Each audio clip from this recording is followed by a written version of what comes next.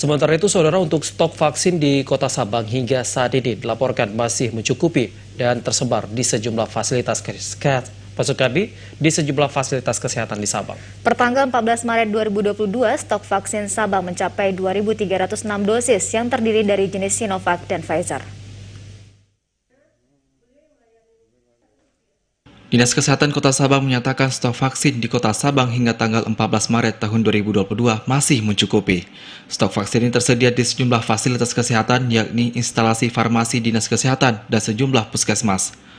Penanggung jawab program vaksin instalasi farmasi Dinas Kesehatan Kota Sabang, Joni Mikraj, menjelaskan saat ini cakupan vaksinasi di Kota Sabang pertanggal 14 Maret tahun 2022.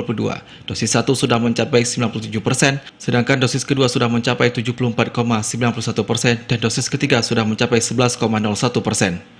Sehingga kegiatan vaksinasi di Kota Sabang tidak begitu gencar dilaksanakan secara massal seperti sebelumnya. Dirinya menyebutkan vaksinasi masih terus bisa dilaksanakan dan diajukan oleh instansi yang membutuhkan sesuai stok vaksin yang ada. Yang untuk saat ini dengan stok pengeluaran per kemarin sisa stok Sinovac 2 dosis.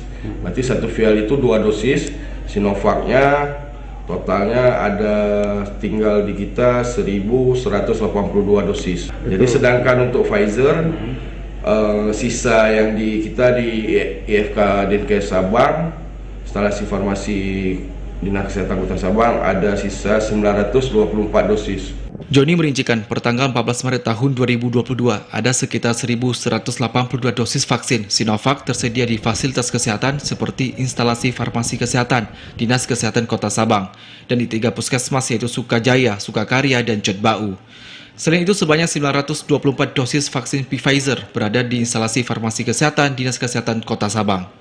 Menurutnya, Dinas Kesehatan Kota Sabang juga akan menerima vaksinasi jenis Novavax sebanyak 810 vial atau 8.100 dosis dan Pfizer sebanyak 2.340 dosis. Dengan tambahan vaksinasi ini, stok vaksin di Kota Sabang menurutnya akan lebih dari cukup.